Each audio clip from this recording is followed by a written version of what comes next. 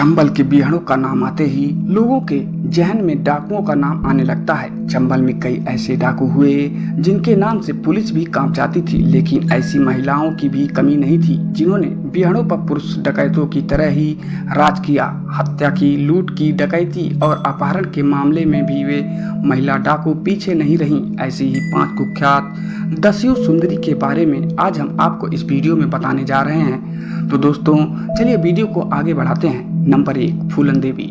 डाकू फूलन देवी को बिहड़ में कुख्यात डकैत माना जाता है, जिसे वक्त और हालात ने डाकू बनने पर मजबूर कर दिया था। उसके साथ सामूहिक बलात्कार हुआ था, जिसके बाद वह महज 16 साल की उम्र में डाकू बन गई थी। उसने बलात्कार का बदला लेने के लिए राजपूत समाज के 22 लोगों को सरेआम एक लाइन में खड़ा करके गोलियों से भून दिया था। बाद में वर्ष सन 1983 में फूलन देवी ने सरेंडर कर दिया था। करीब कुछ साल बाद जब वह जेल से छूटी तो उसने राजनीति का रुख पकड़ लिया।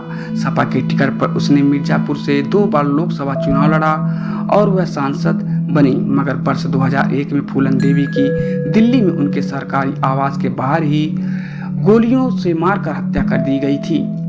नंबर 2, सीमा परिहार। उन दिनों बिहड़ों में डाकू लाला राम और डाकू कुसुमा नाइन का राज था। उसके नाम से लोग थर्राते थे। उसी दौरान इन दोनों ने 13 साल की एक लड़की को अगवा कर लिया था। उस लड़की का नाम था सीमा परिहार।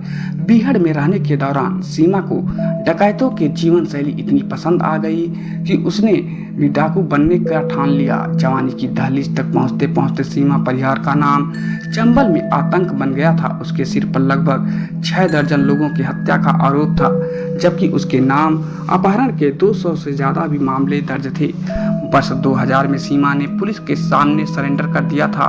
उसके बाद कुछ साल पहले वह चर्चित टीवी शो बिग बॉस में भी दिखाई दी थी। नंबर 3, पुतली बाई। पुतली बाई को चंबल की पहली महिला डाकू के नाम से भी जाना जाता है। उसका असली नाम था गुहर बानो। उसके साथ हुई जुल्म और जाति ने उसे हथियार उठाने पर मजबूर कर दिया था। चंबल के बिहड़ों पर कभी उसका राज चलता था। उसका नाम आज भी चंबल के बिहड़ों में बहादुर और उसूल पसंद डाकू के रूप में लिया जाता है। उसका जन्म एक बेहद ही गरीब परिवार में हुआ था। बाद में वो एक नाचने वाली बन गई। उसी के बाद उसका नाम गुहर बानो से पुतली बाई हो गया था। एक बार मशहूर डाकू सुल्ताना ने एक जगह उसे नाचते हुए देखा और तभी से वो उसे नाचने के लिए बुलाने लगा। धीरे धीरे डाकू सुल्ताना पुतली बाई को अपना दिल दे बैठा और उसके बाद वह डाकू सुल्ताना के साथ वहीं बिहड़ों में रहने लगी। सुल्ताना की मौत के बाद पुतली बाई ने ही सुल्ताना के गिरोह का सरदार बनकर उसके गिरोह को संचालन करती थी। 50 के दशक में उसका खूब आतंक था। नंबर 4, कुसुमा नाइन। कुसुमा नाइन बिहार का जाना माना नाम था। उसे बेरहमी के लिए भी जाना जाता था। माना जाता है कि कानपुर देहात के बेहमई कांड का बदला लेने के लिए वह डाकू बन गई थी। दरअसल उस कांड में डाकू फूलन देवी ने 22 राजपूतों की सामूहिक हत्या कर दी थी, जिसके चलते कुसुमा ने बाद में 14 मल्लाहों को मौत की नींद सुला दिया था। कुसुमा को चंबल की कुख्यात दस्यु सुंदरी भी माना जाता था। उसने संतोष और राज बहादुर नामक 2 मल्लाहों की आंखें निकालकर अपनी बेरहमी का परिचय दिया और नई इबारत भी लिख दी थी। नंबर 5, रेणु यादव। दस्यु सुंदरी रेणु यादव का नाम यूपी के विधानसभा चुनाव से पहले सुर्खियों में आया था। वह राजनीति में आना चाहती थी, लिहाजा उसने अखिलेश यादव से कई बार मुलाकात भी की थी।